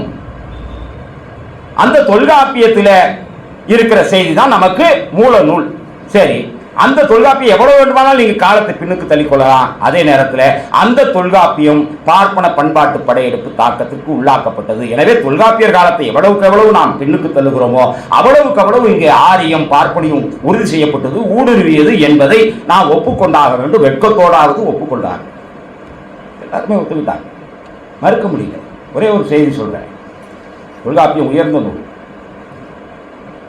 தொல்காப்பியத்தை விமர்சித்தோ அல்லது அதை பற்றி பேசுவதற்கோ நமக்கு அருகதை இருக்கான்னா கிடையாது. அந்த அளவுக்கு புலமை பெற்றவர்கள் அல்ல நான், மற்றவர்களை பற்றி அல்ல, நான் என்ன சொல்லிக்கிறேன். ஏன்னா தொல்காப்பிய மரபியல் சூத்திரமாக இருக்கட்டும், அதனுடைய எழுத்ததிகாரம், சொல்லதிகாரம், பொருளதிகாரம் மிகச்சிறப்பானது, அதில் மாற்று கருத்தே கிடையாது. ஆனால் அதே நேரத்தில் தொல்காப்பியத்தில் ஒன்று சொல்கிறார். தொல்காப்பியம் ஒரு பொருளை ஒருத்தனிடத்தில் கேட்குற முறை இருக்குல்ல, அதுக்கு 3 சொல்லை ஆளுகிறார் தொல்காப்பியம். ஈ, தா, கொடு. ஈ, தா, கொடு அப்படிங்கிறது என்னன்னா, தன்னை விட உயர்ந்தவனிடத்துல ஒரு பொருளை ஒருத்தன் கேட்கும்போது ஈ அப்படின்னு கேட்கும். ஈ என்பது இரத்தல், இழிவு. தன்னை விட உசந்தவன், அவன் ஜாதியில உசந்தவனா, அந்தஸ்துல உசந்தவனா, பொருளாதாரத்துல உசந்தவனா, எஜமானனா, முதலாளியா, மேல் ஜாதிக்காரனா, அதெல்லாம் குறிப்பிடலை. ஆனா உசந்தவன், அவனிடத்துல தாழ்ந்தவன் எப்படி கேட்கணும்? ஈன்னு கேட்கணும். ஈயன இரத்தல் இழிவுன்னு சொல்றோம்ல, ஈன்னு கேட்கணும். தனக்கு சமமான இடத்துல கேட்கும் பொழுது தான்னு கேட்கணும். ஒரு பொருளை கேட்கணும் தா அப்படின்னு. தன்னை விட கீழானவர்களிடத்தில் கேட்கும்போது கொடு அப்படிங்கணும். ஈ என்பது இரத்தல் என்று சொன்னா, கொடு என்பது அதிகாரம். ஏழை எளியவன், பாட்டாளி மக்கள், கூலி தொழிலாளி அல்லது சாதியில நசுக்கப்பட்டு அடித்தட்டில் இருக்கிறவன் யாரா இருந்தாலும் அவனுக்கு மேல இருக்கிறவன் அவங்ககிட்ட ஈன்னு கேட்க வேணாம், தான்னு கேட்க வேணாம், கொடு அப்படின்னு பறிச்சுக்கலாம். இது தொல்காப்பிய சூத்திரத்தில் இருக்கிறது. இப்படிப்பட்ட ஒரு சமூக அமைப்பு அப்படி அந்த காலத்தில் இருந்திருக்கிறது. இதையெல்லாம் விமர்சிக்க கூடாதா, விமர்சனம் பண்ண மாட்டாரா? ஒரு ஒப்புரவான சமுதாயத்தை விரும்பக்கூடிய யாராக இருந்தாலும் விமர்சிப்பார்கள், இதை பேசுவாங்க. அப்ப பெரியார் பேசுறாரு, இதை எல்லோருமே ஒப்புக்கொண்டார்கள்.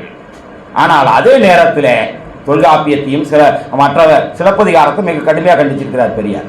ராமாயணத்தை பிரதியை மிக கடுமையாக கண்டித்திருக்கிறார். ஆனால் அதே நேரத்தில் தொல்காப்பியத்தை, புறநானூற்றை, சங்க இலக்கியங்களை, சங்க இலக்கியங்களில் பார்த்தீங்கன்னா உடன்கட்டை ஏறக்கூடிய செய்திகள் எல்லாம் இருக்கிறது. இதெல்லாம் யாருடைய பண்பாடு? யாகம் வளர்க்கக்கூடிய செய்திகள்லாம் இருக்குது. நிறைய பேர் என்ன சொல்றாங்க, அதெல்லாம் பிற்சேர்க்கை என்று சொல்கிறார். நீங்கள் பிற்சேர்க்கைன்னு எல்லாத்தையும் கழிச்சா கடைசியாக ஒரு 10 பேப்பர் தான் மிஞ்சும். அந்த அளவுக்கு இருக்குது செய்தி. ஆனால் இதெல்லாம் தெரியாமல் சும்மா கையை வசதிக்கிட்டு பெரியார் இலக்கியத்தை இழிவுபடுத்திட்டாரு, தமிழை இழிவுபடுத்திட்டாரு அப்படின்னா தொல்காப்பியர் தவறளித்திருக்கிறார் என்று பெரியார் சொல்லவில்லை. மறைமலை அடிகளார் சொன்னார். 1927ஆம் ஆண்டு கரந்தை தமிழ்ச்சங்கத்தில் 15வது ஆண்டு விழா, கரந்தை தமிழ்ச்சங்கத்தினுடைய 15வது ஆண்டு விழாவிலே மறைமலை அடிகளாரும் பண்டிதமணி கதிரேசனாரும் கலந்து கொண்டார்கள். பழம்பெரும் புலவர்கள் தமிழுக்கு கேடு செய்து விட்டார்கள் என்று பேசினார் மறைமலை அடிகளார். எப்போ? 1927. அதே 10 ஆண்டுகளுக்கு முன்னாடினா அவ்வளவு துணிவா பேச முடியாது. சுயமரியாதை இயக்கம் தோன்றியதற்கு பிறகு துணிச்சலா பேசினார் மறைமலை அடிகள். கரந்தை தமிழ்ச்சங்கத்தில் பேசினார். அப்ப பண்டிதமணி கதிரேசனார் குறுக்கிட்டு கேட்டார், பழம்பெரும் புலவர்களும் தமிழுக்கு வந்து இந்த மாதிரி கேடு செஞ்சிட்டாங்கன்னு நினைக்கிறீங்களா? அப்படி ஆமா அப்படின்னார். அடுத்து கேட்டார் பண்டிதமணி, தொல்காப்பியருமா அப்படின்னார். மறைமலை அடிகள் சொன்னார், தொல்காப்பியரும் ஓரளவு இந்த தவற்றை செய்திருக்கிறார். இது மறைமலை அடிகளார் மொழியில சொல்லுகிறேன், இது ஒண்ட வந்த பிடாரிக்கு ஊர் பிடாரி இடம் கொடுத்த கதையாகிவிட்டது என்று சொல்ற. நீ எங்க இருந்து படிச்ச அப்படின்னு என்ன கேட்டீங்கன்னா, தனித்தமிழ் இயக்கம் என்கிற பெயராலேயே செந்தமிழ் அந்தனர் என்று பெயர் பெற்ற இளங்குமரனார் புத்தகம் எழுதியிருக்கிறார். வாங்கியும் படித்து பார். மறைமலை அடிகளாரின் வழித்தோன்றல் வரலாம். இது ஏதோ திராவிடர் கழக, பெரியார் திராவிடர் கழக, திமுக வெளியீடு அல்ல நண்பர்களே. அவர் சொன்னார், ஒண்ட வந்த பிடாரி ஊர் பிடாரி இடம் கொடுத்து விட்டது அப்படின்னு. அப்ப ஒண்ட வந்த பிடாரின்னா யார்? நல்லா சிந்திச்சு பாருங்க. இப்ப பெரியார் தமிழுக்கு எதிரானவரானா இல்ல. அவரு தமிழ் மொழிக்கு முதல்ல தமிழிலே கலைச்சொல் அகராதியை உருவாக்குவதற்கு ஒரு முயற்சி எடுத்தார்கள். 1913 இருந்து அந்த முயற்சி மதுரையில் தொடங்கப்பட்டு அதற்கு பிறகு அது சென்னை பல்கலைக்கழகத்திற்கு மாற்றப்பட்டு சென்னை பல்கலைக்கழகத்திலிருந்து கிட்டத்தட்ட அந்த கலைச்சொல் அகராதி வந்து ஒரு 15-20 ஆண்டு காலத்திற்கு மேல ஒரு 30 ஆண்டு காலம் நடந்துச்சு அந்த கலைச்சொல் அகராதியினுடைய பணி. அதுக்கு தலைவர்கள் எல்லாம் யாருன்னு கேட்டா எல்லாம் பார்ப்பனர்கள் தான். அப்ப இத பெரியார் கண்டிச்சு எப்ப எழுதுறாருன்னா 1927 எழுதுறாரு. குடியரசு பத்திரிகையில 7/3/1926 பெரியார் சுயமரியாதை இயக்கம் தொடங்கி ஒரு ஆண்டு காலத்திலே 1926 பெரியார் எழுதுறாரு பாருங்க. இந்தியும் சமஸ்கிருதமும் இப்படி இருக்க தமிழை பற்றியோ வென்றால் தமிழ்நாட்டில் தமிழுக்கென்று தனியாய் எத்தனை பள்ளிக்கூடம் இருக்கிறது? சமஸ்கிருதத்திற்கு இருக்கும் பள்ளிக்கூடம் அளவில் 4இல் 1 பங்காவது இருக்கிறதா? பிராமணர் அல்லாத தமிழ் வித்வான்கள் பேராவது பொது ஜனங்களுக்கு தெரியக்கூடியதாய் இருக்கிறதா? பிரம்மஸ்ரீ உவே சாமிநாத ஐயர், ஸ்ரீலஸ்ரீ ராகவ ஐயங்கார், இன்னும் ஸ்ரீ ஸ்ரீ ஸ்ரீ ஐயர், ஐயங்கார், ஆச்சாரியார், ராவ், சர்மா என்று பிராமண பெயர்தான் தமிழ் வித்வான்கள் லிஸ்டிலும் அடிபடுகிறதை அல்லாமல் பிராமணர் அல்லாதார் பெயர் தெரிகிறதா? இந்த பிராமணர்கள் தான் பழைய தமிழ் காவியங்களின் ஏட்டு பிரதிகளை பிராமணர் அல்லாதாரிடமிருந்து வாங்கி அதை தங்கள் பிராமண மதத்திற்கு தகுந்தபடி மொழிபெயர்த்துக் கொண்டு அதை அச்சடித்து பிராமணர் அல்லாதாரிடமே யாசகமாய் பணம் வாங்கி அச்சு போட்டு புஸ்தகம் ஒன்றுக்கு 10 ரூபாய் 15 ரூபாய் என்று விற்று கொள்ளையடித்து லட்சக்கணக்கான பணம் சேர்த்துக் கொள்ளுகின்றார்கள். பெரியார் கேட்கிறாருங்க, தமிழுக்குன்னு பள்ளிக்கூடம் இருக்கா? சமஸ்கிருதத்துக்கு இத்தனை பள்ளிக்கூடம் இருக்கா? அந்த காலம் 1926 தமிழுக்கு எங்கடா பள்ளிக்கூடம்னு கேட்கிறார். கேட்டது மட்டுமல்ல, அடுத்து சொல்றார் நிற்க, அதை எழுதிக்கிட்டே வந்துட்டு சொல்றார் நிற்க. இப்பொழுது சர்க்காரில் தமிழுக்கு ஏதோ பெரிய யோகியதை கொடுப்பது போல் வேஷம் போட்டு ஒரு தமிழ் அகராதி எழுத கமிட்டி ஏற்படுத்தினார்கள். அதில் தமிழுக்கு வார்த்தைகள் கண்டுபிடித்து அர்த்தம் எழுத தமிழ் படித்த தமிழர் பிராமணர் அல்லாத புலவர்களும் பண்டிதர்களும் எத்தனையோ பெயர் இருக்க அக்கமிட்டிக்கு நமது சார்பாய் பிராமணர்களே அங்கத்தினர்களாக நியமிக்கப்பட்டிருக்கிறார்கள். இதற்காக லட்சக்கணக்கான நம் ரூபாய்களை வருஷ கணக்கில் தின்று கொண்டிருக்கிறார்கள். இந்த பிராமணர்களால் ஏற்பட்ட தமிழ்தான், தமிழ் அகராதிதான் தமிழ்நாட்டிற்கு தமிழாய் தமிழுக்கு ஆதாரமாய் விளங்கப் போகிறது. எப்போ? சீமானுடைய பாட்டனுக்கு பாட்டம் பிறக்கிறதுக்கு முன்னாடி தமிழுக்கு அகராதி ஒன்று போடும் பொழுது அந்த அகராதி கதை அது பெருங்கதை. அப்பதான் பெரியார் எழுதினார். அந்த அகராதியில 100க்கு 90 விழுக்காடு தமிழுக்கு வடமொழி தான் சேர்த்தாங்க. இதுதான் தமிழ் அகராதின்னாங்க. அப்ப பெரியார் முதல்ல கண்டிச்சு எழுதுறாரு பாருங்க. 1926 மார்ச் மாசம் 7ஆம் தேதி எழுதினாரு. ஏண்டா ஒரு தமிழன் கூட கிடைக்கலையா தமிழ் அகராதிக்கு? இதுக்கும் உவே சாமிநாதையர், ராகவ ஐயங்கார் இவங்க தானா, ராவு, சர்மா இவங்க தானா, ஒரு தமிழன் கிடைக்கலையா அப்படின்னு சொன்னதுக்கு பிறகுதான் 1927 வையாபுரி பிள்ளை என்பவரை லெக்சிகன் கமிட்டி அந்த அகராதி குழுவுக்கு போட்டாங்க. அவர் முழுக்க பார்ப்பன அடிமை. பெரியாருக்கு அது தெரியும். ஒன்னு பாப்பான போடுவான், இல்லாட்டி பாப்பானுக்கு அடிமையா இருக்கிறவனை போடுவான். இருந்தாலும் பரவாயில்ல ஒரு தமிழன் போறானே அப்படின்னு நினைச்சார். அதனால கண்டிச்சு எழுதினார். அதற்கு பிறகு அகராதி என்கிற பெயரிலே, தமிழ் அகராதி என்கிற பெயரிலே தமிழ் கொலையா என்று எழுதினார். ஏன்னா அவங்க எல்லாம் என்ன கண்டுபிடிச்சிருந்தாங்கன்னா முழுக்க முழுக்க சமஸ்கிருத வார்த்தை. அந்த சமஸ்கிருத வார்த்தை தான் தமிழ் அகராதினாங்க. பெரியார் கேட்டாரு, ஏண்டா தண்ணிங்கிறதுக்கு ஜலம் அப்படின்னு நீ தமிழ் அகராதி எழுதுறதுக்கு பதிலாக வீட்டில் ஒருத்தங்க கிட்ட தண்ணி கொண்டு வா அப்படிங்கிறதுக்கு ஜலம் கொண்டு வா, தீர்த்தம் கொண்டு வா அப்படின்னு நீ எழுதணும், இதுதான் தமிழ் அப்படின்னு சொன்னா, அதுக்கு பதிலாக வாட்டர் கொண்டு வான்னு கேட்கறதுல என்னடா தப்புன்னு. வாட்டர் கொண்டு வான்னு கேட்டுட்டு போறேன், இதுல என்ன தப்பு? தண்ணீருக்கு ஜலம், தண்ணீருக்கு ஒன்றும் இல்லைங்க. சேலம் ராமசாமி கவுண்டர், நான் சாதி பின்னோட்ட சொல்றேன்னு நினைக்கிறேன். அந்த காலத்தில் அவங்க அப்படி அறியப்பட்டவங்க. தேவநேய பாவாணரை அழைத்து சேலம் கல்லூரியில வேலை போட்டு கொடுத்து இங்கே இருந்து தமிழ் தொண்டாற்றுங்கள் என்று சொன்ன சேலம் ராமசாமியார். அவர் பெரியாருக்கு அணுக்க தொண்டராக இருந்தவர். அப்பேற்பட்டவர் தான் அவங்க தமிழ் அகராதி கமிட்டியில, கலை சொல்லாக்க கமிட்டியில இருந்தாங்க. வையாபுரி பிள்ளையும் இருந்தார். வையாபுரியாருக்கும் சேலம் ராமசாமியாருக்கும் கடுமையான விவாதம். என்ன தெரியுமா? கணித சாஸ்திரம் அப்படின்னாரு வையாபுரியார். கணித சாஸ்திரம் ராமசாமியார் சொன்னார், கணக்கு நூல்னு சொல்லக்கூடாதான்னு. நூல்ங்கிறது வேற. வையாபுரியார் சொன்னார், நூல் என்பது எல்லாமே நூல் தான், எல்லா புத்தகத்தையும் நூலுங்களாம். ஆனால் சாஸ்திரம்ங்கிறது வேற. அதனால தான் இதுக்கு பேர் கணித சாஸ்திரம்னு. ராமசாமியார் ஒத்துக்கவே இல்லை, ஒப்புக்கொள்ள மாட்டேன். ஏன் நூல்ங்கிறது எவ்வளோ அருமையான தமிழ் சொல். கணித நூல்னு எழுதுனா என்ன? நீ பாதி நான் பாதி வச்சுக்கலாம், நீ கணிதங்கிற நான் கணக்குங்கிற, கணிதம்னு வச்சுக்க, கணித நூல்னு எழுதுனார். ஒத்துக்கவே இல்லை வையாபுரியார். எந்திரிச்சு தூக்கி எறிஞ்சார். அந்த தாளை தூக்கி எறிஞ்சு, ஏய்யா வையாபுரி, நீ எல்லாம் தமிழனுக்கு பிறந்த தமிழ் மகனா அப்படின்னு கேட்டுட்டு வெளியேறு. அந்த கமிட்டியை அந்த வரலாறுலாம் சீமானுக்கு தெரியுமா? சும்மா இன்னைக்கு பேசலாம் தமிழுக்கு என்ன சார். அகராதி குழுவில் தமிழனை போடணும்னு சொன்னவர், தமிழ் அகராதி குழுவில் தமிழனை போடணும்னு சொன்னவர் பெரியார். அந்த அகராதி வடமொழிகளாக மொழிபெயர்க்கப்பட்ட பொழுது தமிழ் மொழியில, தூய தமிழ் மொழியில இல்லை என்று சொன்னால் அதற்கு எதற்காக நீங்க அகராதின்னு பேர் வைக்கிறீங்க தமிழ் அகராதின்னு அப்படின்னு கேட்டவர் பெரியார். அதை விட பாருங்க, கலைச்சொல் அகராதியை பற்றி பெரியார் எழுதியிருக்கிறாரு. இன்னும் நிறையா இருக்கு செய்திகள். தூய தமிழிலே தான் தமிழ் அகராதி இருக்கணும் அப்படின்னு முதல்ல வலியுறுத்தின ஒரு பெரியார். அது மட்டும் இல்லை, நிறைய பேர் என்ன நினைக்கிறாங்கன்னா 1938 முதல் இந்திய போராட்டம் உண்மைதான். அதுதான் முதல்ல தமிழர், தமிழ்நாடு மொழி உணர்வு, இன உணர்வை இந்த மண்ணிலே உருவாக்கிய ஒரு மிகப்பெரிய போராட்டம். ஆனால் நிறைய இவங்க இந்த சீமான் தம்பிமார்கள், அது போல் மணியரசனார், இவர்கள்லாம் அது தமிழறிஞர்கள் உருவாக்கின போராட்டம், அதில் போய் இவங்கெல்லாம் உள்ளே பூந்து பெரியாரெல்லாம் கெடுத்துக்கிட்டாரு அப்படின்லாம் பேசினாங்க. அதுக்கு நிறைய பதிலெலாம் கொடுத்தாச்சு.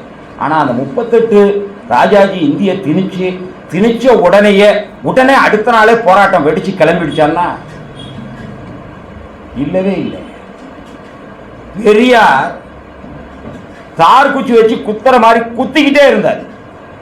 கிட்டத்தட்ட 15 ஆண்டு காலமாக 1926-27 இந்தியின் ரகசியம் என்கிற பெயராலே குடியரசுல கட்டுரை எழுதினார். அதற்கு பிறகு நண்பர்களே 1930 நன்னிலம் மாநாட்டில், நன்னிலம் சுயமரியாதை மாநாட்டில் இந்தியை எதிர்த்து தீர்மானம், இந்தி வரப்போகுது. அதற்கான ஏன் இந்தி வரப்போகுதுன்னா, அப்ப ராஜாஜி ஆட்சிக்கெல்லாம் வரல, அப்ப காங்கிரஸ் ஆட்சி பொறுப்புக்கு வரல, வெள்ளக்கான ஆட்சி காலம்.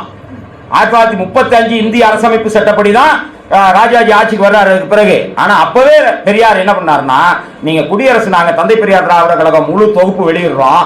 என்ன காரணம், அதை ஏன் படிக்கணும் அப்படின்னா நண்பர்களே, அன்றைக்கு அகில இந்திய காங்கிரஸ் கமிட்டி என்னென்ன முடிவு எடுக்குதோ, ஏன்னா அன்னைக்கு ஒரே கட்சி காங்கிரஸ் கட்சி தான் இந்தியா முழுக்க, கம்யூனிஸ்ட் கட்சிகள்லாம் அடக்கி ஒடுக்கப்பட்டிருந்த காலம். கம்யூனிஸ்ட் கட்சியினரே காங்கிரஸுக்குள்ள பூந்து காங்கிரஸ் சோசியலிச கட்சி அப்படிங்கிற பேர்ல உள்ள இருந்துக்கக்கூடிய நிலையில இருந்தாங்க.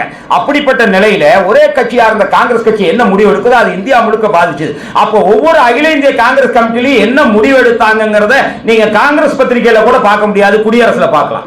எல்லாத்தையும் உன்னிப்பா கவனிச்சு பெரியார் அதுக்கு உடனே கட்டுரை எழுதுவார், எதிர்வினை ஆற்றிக்கொண்டே இருப்பார். அப்ப காங்கிரஸ் கட்சி முடிவு எடுத்தது இந்தி தான் தேசிய மொழி, இந்தியா முழுக்க இந்திய பரப்பணும் அப்படிங்கும்போது அதையெல்லாம் எதிர்த்து கண்டித்துக் கொண்டே, தமிழ் புலவர்கள் இதை பற்றி கேட்க வேண்டாமா, தமிழ் ஆர்வலர்கள் இதை பற்றி கவலைப்பட வேண்டாமா, நீங்கள் தமிழாபிமானிகள் என்று சொல்லிக் கொள்வதனால என்ன பயன், நம்முடைய பிள்ளைகளுடைய கல்வி பாழாக போக போகிறது, இந்தி ஆதரித்தவர்கள் திட்டம் போட்டு விட்டார்களே, இந்தி வரப்போகிறது என்பதையெல்லாம் எழுதி எழுதி எழுதி எழுதி தமிழ் அறிஞர்களுக்கு ஒரு பிரியா ஊக்கி போல ஊக்குவித்துக் கொண்டே இருந்தார். 38 இந்திய போராட்டம் ஒரே நாள்ல திட்டமிட்டு உடனே அன்னைக்கு காலையில ராஜாஜி அறிவிச்சோன்னா சாயந்தரம் தொடங்கினது இல்லை. அதற்கு பெரியார் எடுத்த முயற்சி பெரும் முயற்சி. இந்த பாடல் வரி இருக்க வச்சுக்கோங்க, பாரதிதாசன் பாடல் வரி, இந்த மக்கள் நெஞ்சில் மலிவு பதிப்பு வஞ்சகர்க்கோ கொடிய நெருப்பு அப்படிங்கிற வரிக்கு அடுத்து ஒரு பாடல், அந்த அடுத்த அடி வரும், மிக்க பண்பின் குடியிருப்பு விடுதலை பெறும் படையின் தொடுப்பு அப்படின்னு, விடுதலை பெறும் படையின் தொகுப்புன்னு ஒரு அடி எழுதிப்பார். மிக்க பண்பின் குடியிருப்பு அப்படின்றார் பெரியார் பாரதிதாசன். அந்த பண்பை பெரியார் காட்டிக்கொண்டே இருந்தார். எப்படி காட்டினார்னா, பெரியார் முதல்ல தொடக்கத்தில் கடவுள் மதம் சுயமரியாதை இயக்கம் தொடங்கி கடவுள் மதம் சாதி சாஸ்திரம் சம்பிரதாயம் புராண இதிகாசம் இதெல்லாம் எதிர்த்து எழுதும்போது முதல்ல சைவர்கள்ட்ட இருந்து எதிர்ப்பு வந்துச்சு. அவங்க என்ன நினச்சாங்கன்னா, இவர் வைணவர், பெரியார் நாமம் போடுறவர் இல்லையா, வைணவர், அதனால சைவத்தை கண்டிச்சு எழுதுறாரு அப்படின்னு நினச்சாங்க. பெரியார் உடனேயோ நீ வேற, நான் எனக்கு என்னையா நாமமாவது பட்டையாவதுட்டு டக்குன்னு சந்திரசேகர பாவலர் கூப்பிட்டு வால்மீகி ராமாயண ஆராய்ச்சின்னு எழுத சொன்னார். பண்டிதர் ஈமூசு குடியரசு பத்திரிகையில ராமாயண ஆராய்ச்சின்னு. சைவர்களுக்கு திகைப்பாகி போச்சு, நாமம் போட்டவன் பட்டையை போட்டவனை கண்டிக்கிறான்னு நினைச்சா இப்போ நாமத்தையும் கண்டிக்க ஆரம்பிச்சிட்டாரே அப்படின்னு. இந்த நிலையில சைவர்களுடைய நிலை எப்படி இருந்ததுன்னா, இவங்க எல்லாம் கடவுளை திட்டுறாங்க, சைவத்தை திட்டுறாங்க அப்படின்னு. மறைமலை அடிகளார் இப்போ சைவத்தை ரொம்ப தீவிரமாக அவர் சைவ பரப்புனராக இருந்த அந்த காலகட்டத்தில் அவர் என்ன பண்றாருன்னா, ராயப்பேட்டை குகானந்தன் நிலையம் என்கிற ஒரு அரங்கம், அந்த அரங்கத்தில் அவர் பேசுறார். மறைமலை அடிகளார் பேசினார். என்ன பேசுறாருன்னா, இந்த ஈரோட்டு ராமசாமியார் சைவத்தையும் நம்முடைய சிவபெருமானையும் இழித்து பழித்து பேசுகிறார் என்றால் உயிரோட விட்டுருக்கலாமா, நீ உண்மையான சைவனா இருந்தா குடலை உருவி மாலை போட வேணாமா, உயிரோட விட்டுருக்கலாமா அப்படின்னு பேசிட்டார். மறைமலை அடிகளார் கோவப்பட மாட்டார், ஆனால் ஆத்திரத்தோடு பேசிட்டார். அவருடைய சிவபெருமான பெரியார் விமர்சனம் பண்ணாருன்னு அவருக்கு கோபம் ஆயிடுச்சு. பேசினோன்னா இது ஒரே அதுக்கு அடுத்து மறைமலை அடிகளார் எங்கெங்கே கூட்டம் போடுறதோ அங்கெல்லாம் போய் சுயமரியாதை இயக்கத்திற்காரங்க எதிர்த்தாப்பில் உட்காந்து அவங்க கேள்வி கேட்க ஆரம்பிச்சு இந்த மாதிரி பிரச்சனை ஓடிக்கிட்டே இருந்துச்சு. இப்படி பிரச்சனை போய்கிட்டே இருக்கும் பொழுது பெரியார் வந்து அதில் விருப்பப்படலை. வேண்டாம், மறைமலை அடிகள் தமிழ் சுவாமிகள், அவர் எப்பவுமே அப்படி தான் சொல்லுவார். குன்றக்குடி அடிகளார தவத்திரு மகா சன்னிதானம் பெருமைமிகு அடிகளார் ஐயா அவர்கள் என்ன கூப்பிடுவார். எனவே தமிழ் மடாதிபதியாக இருக்கிறவர். அதனால் குன்றக்குடி அடிகளாரை எப்படி பெருமைப்படுத்துகிறோம் அதை விட 100 மடங்கு மறைமலை அடிகளார் மேலே பற்று வச்சுருந்தார். அப்போ சொன்னார், அந்த மாதிரிலாம் பண்ணாதீங்க அப்படின்றார். கியாபே விஸ்வநாதன் திருச்சியை சார்ந்து உங்களுக்கு தெரியும். அவர் என்ன பண்ணார், சரி இந்த அப்போ அவர் வந்து நீதி கட்சியில் இருக்கிறார், இந்த பிரச்சனையை முடிவுக்கு கொண்டு வரணும் அப்படின்னு மறைமலை அடிகளார்கிட்ட போய் இந்த மாதிரி நீங்கள் பேசி பெரிய பிரச்சனையாக இருக்குது, சுயமரியாதை இருக்கிறாங்களாம் கொந்தளிச்சுட்டாங்க, நீங்கள் வந்து ஒரு கடிதம் பெரியாருக்கு கொடுங்க ராமசாமி, அப்போ ஈவேராவுக்கு ஒரு கடிதம் கொடுங்க, இந்த பிரச்சனையை சமரசமாக முடிச்சுக்கலாம் அப்படின்ட்டு மறைமலை கடிதம் எழுதுகிறார். கடிதம் எழுதி இந்த மாதிரி நான் இன்றைக்கி உங்களை வந்து உள்ளர்த்தத்தோடு பேசலை, நீங்கள் மனசு புண்பட்டுருந்தால் தவறாக நினச்சிக்க வேணாம், நீங்கள் வந்து சைவத்தை இது பண்ணிங்க, நான் சைவத்து மேலே பற்று உடையவன், அதனால் அப்படி பேச வேண்டிய நேர்ந்து விட்டதை தவிர வேறு ஒன்றும் எனக்கு உள்நோக்கம் இல்லை அப்படின்னு ஒரு கடிதம் எழுதி கியாபே விஸ்வநாதன் கொடுத்து இன்னும் 2-3 பேர் கூட போனாங்க. பெயர் தெரிஞ்சவர் கியாபே, அவர்கிட்ட கொடுத்துட்டார். கியாபே விஸ்வநாதன் என்ன பண்ணிட்டார், நேராக கொண்டு போய் திராவிடன் பத்திரிகையில் கொடுத்துட்டார். திராவிடன் பத்திரிகையில் என்ன ஆயிடுச்சுன்னா மறைமலை அடிகள் மன்னிப்பு கடிதம் அப்படின்னு போட்டு அதை பிரசுரம் பண்ணிட்டாங்க. பெரியார் துடிச்சு போயிட்டார். துடிச்சு போய் அடுத்த உடனே 2 நாள் அடுத்து குடியரசில் நான் சுவாமி வேதாச்சலம் அவர்களிடம் மறைமலை அடிகளோட மன்னிப்பு கேட்டுக்கிறேன். ஏன்னா மறைமலை அடிகளோட இயற்பெயர் வேதாச்சலம் சுவாமிகளிடத்தில் நான் மிகுந்த அன்பு பூண்டவன், பக்தி பூண்டவன், அதெல்லாம் வேறு, அவரும் எங்கள் மேலே அன்பு வச்சுருக்கிறாரு அப்படின்னா அது ஒரு 1928 வந்த கட்டுரை படித்து பார்த்தீங்கன்னா உருக்கமாக இருக்கும், கண்ணில் தண்ணீர் போடும். என்னென்னா அந்த அளவுக்கு இப்போ மறைமலை அடிகளாரை பெருமைப்படுத்தி எனக்கு இடையில இருக்கிற நண்பர்களை நம்பக்கூடாதுங்கிறது இப்போ தெரிஞ்சு போச்சு. இவங்க அந்த கடிதத்தை வாங்கிட்டு வந்தவங்க நேராக கொண்டு போய் திராவிடன் பத்திரிகையில் கொடுத்து அதை மறைமலை அடிகள் மன்னிப்பு கடிதம் போட்டாங்க பாருங்கள். எனக்கு அப்படியே மனசு துடிக்குது. இன்னமும் ஏமா நான் மனமாற நெஞ்சார உருகி நான் மறைமலை அடிகள் சுவாமிகள் இடத்துல மன்னிப்பு கேட்டுக்கொள்கிறேன் என்று பெரியார் எழுதினார். எந்த ஈவேராவை நீ உயிரோட விட்டியா குடலை உருவி போட வேணாமான்னு சொன்ன மறைமலை அடிகளார் அப்படியே பனி மாதிரி உருகிட்டார். பெரியாரோட பண்பை பார்த்து உருகிட்டார். அவர் எழுதுகிற புத்தகத்தை கொண்டு வந்து கொடுக்க சொல்லிப்பா, நான் படிக்கணும்னார் மறைமலை அடிகளார். மறைமலை அடிகளார் நாட்குறிப்பில் அவருடைய பையன் எழுதுகிறார், மறை திருநாவுக்கரசு அந்த நாட்குறிப்பை தொகுத்து போட்டுக்கார், படிச்சு பாருங்க. அவர் அந்த இதை கொண்டு வந்து புத்தகம் பெரியார் புத்தகத்தை வாங்கிட்டு வான்னு சொல்லி வாங்கி அனுப்பி வச்சார் பெரியார். உடனே மறைமலை அடிகளார் என்ன பண்ணுறது, அதுக்கு நன்றி கடிதம் எழுதி அந்த புத்தகத்தினுடைய தொகையை அனுப்புனார். அவர் பெரியார் இலவசமாக எதையும் கொடுக்காது, ஆனால் தொகையை திருப்பி அனுப்பி இது நான் உங்களுக்காக கொடுத்தது, நீங்கள் படிங்க, எங்கள் கருத்து என்னன்னு தெரிஞ்சுக்கங்க, படிக்கணுங்கிறதுக்காக கொடுத்தேன், தொகை வேண்டாம் அப்படின்னு திருப்பி அனுப்பிச்சிட்டார். அந்த பண்பு 1935 அதே மறைமலை அடிகளாரின் அறிவுரை கொத்து நூலை பல்கலைக்கழகத்தின் பாடத்திட்டத்திலிருந்து எடுத்த பொழுது தந்தை பெரியார் தமிழ்நாடு முழுக்க இருக்கக்கூடிய சுயமரியாதை சங்கங்கள் நம்முடைய இயக்கம் ஊருக்கு ஊர் தீர்மானம் போட்டு மறைமலை அடிகளாருடைய அந்த அறிவுரை கொத்து நூலை பாடப்புத்தகத்தில் வைக்க வேண்டும் என்று சொல்லி தீர்மானம் போட்டு அரசாங்கத்துக்கு நெருக்கடி கொடுத்து மீண்டும் பாடப்புத்தகத்தில் வைக்க சொன்னார். அந்த உணர்வு தான் 1938 மறைமலை அடிகளாரையும் காவி உடை அணிந்த மறைமலை அடிகளாரையும் கருப்புடை அணிந்த பெரியாரையும் ஒரு மேடையில் ஒருங்கிணைச்சு.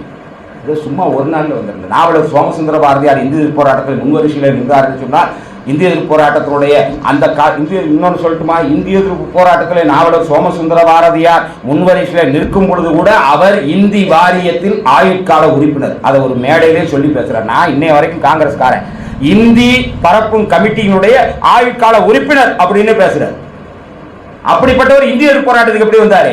நாவலர் சோமசுந்தர பாரதியார் ஒரு மாநாட்டுக்கு தலைமை தாங்கிறதுக்கு பெரியார் அழைச்சி நாவலர் சோமசுந்தர பாரதியார் பேசிக் கொண்டிருக்கும் பொழுது அப்போ ஜீவானந்தம், வல்லத்தரசு, எம்.கே. குப்தா போன்றவர்கள்லாம் அவங்க சோமசுந்தர பாரதியாரை எதிர்த்து கேள்வி கேட்டு ஒரு காங்கிரஸ்காரர் எப்படி சுயமரியாதை இயக்க மேடையில் வந்து ஏறலாம், அவர் வந்து பக்தியாளர், அவர் எப்படி இங்கே வந்து மேடை ஏறி பேசலாம், தலைமை ஏற்கலாம் அப்படின்லாம் ரொம்ப கலாட்டா பண்ணும் பொழுது பெரியார் எல்லாரையும் அடக்கிட்டு நாவலர் சோமசுந்தர பாரதியார்ட்ட மனமுறி மன்னிப்பு கேட்டு அதுக்கடுத்து எழுதினாரு, நீங்கள் பேசினவங்களாம் இளவட்ட பசங்க ஏதோ தவறாக பேசுகிறீங்க, நான் அந்த மாதிரி இளவட்டம்னு சொல்லி தப்பிச்சிக்க முடியாது, உங்களெல்லாம் வழி நடத்துகிறேன், நீங்கள் நடந்துக்கிற யோகியதையை பார்த்தா இனிமேல் மாநாடே நடத்த வேண்டாம், நான் ஒருத்தனே தெருவில் நின்று கத்துனா போதும் பிறகு ஒரு பெரியவரை கூட்டிகிட்டு வந்து இப்படி அவமானப்படுத்தலாமான்னு மனமுறி எழுதினார். அந்த பண்பு தான் நாவலர் சோமசுந்தர பாரதியாரை இந்திய போராட்ட காலத்தில் கொண்டு வந்து நிறுத்திச்சு. நண்பர்களே, இது சாதாரணமானதில்லை. அதுக்கடுத்து 1933 ஒன்று ரெண்டு செய்தியை சொல்லி முடிச்சிடுறேன்.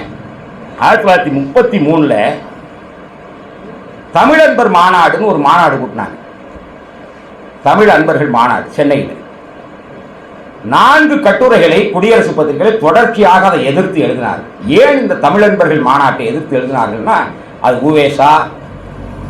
உவே சாமிநாத ஐயர், மு ராகவையங்கார், இன்னும் பல்வேறு கே.வி. கிருஷ்ணசாமி ஐயர், இவங்கெல்லாம் கல்கி சதாசிவ ஐயர், இவங்கெல்லாம் முன்னாடி இருந்து அந்த மாநாட்டை நடத்துகிறாங்க.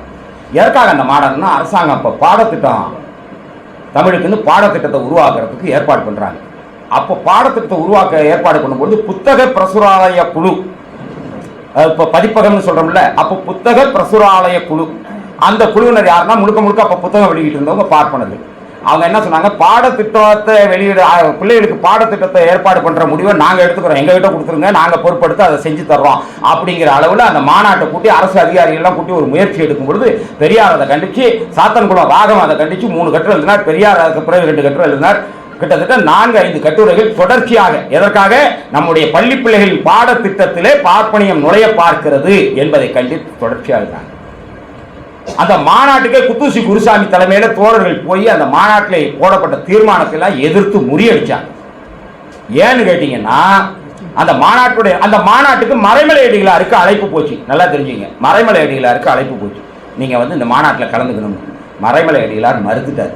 ஏன் மறுத்துட்டாருன்னா, இதில் ஒன்று கூட தமிழ் பேரையே காணாம, அந்த மாநாட்டை அழைப்பதில் ஒன்று கூட தமிழ் பேர். பொருளாளருக்கு என்ன தெரியுங்களா போட்டிருந்தாங்க, கஜானாஜி அப்புசாமின்னு போட்டிருந்தாங்க. பொருளாளர் பேர் என்ன, கஜானாஜி. இன்னைக்கு ஆர்எஸ்எஸ்ல தான் பொருளாளர் கிடையாது, கஜானாஜி இந்த பேர் அப்போ போட்டிருந்தாங்க. இதெல்லாம் தலைவர் அக்ரசானாதிபதி அப்படின்னு போட்டிருந்தாங்க, உப அக்ரசானாதிபதி அப்படின்னு போட்டிருந்தாங்க. இதெல்லாம் பார்த்துட்டு மறைமலை சொன்னார், அவருடைய கொள்கை என்னன்னா, தனித்தமிழ் இயக்கம் கண்டதற்கு பிறகு தனித்தமிழ் இல்லாத மேடைகளில் நான் ஏறுவதில்லை. அதுபோல் அவருக்கு மதிப்புரை எழுதுவதற்கு நிறைய புத்தகங்களை கொண்டு வந்து கொடுப்பாங்க.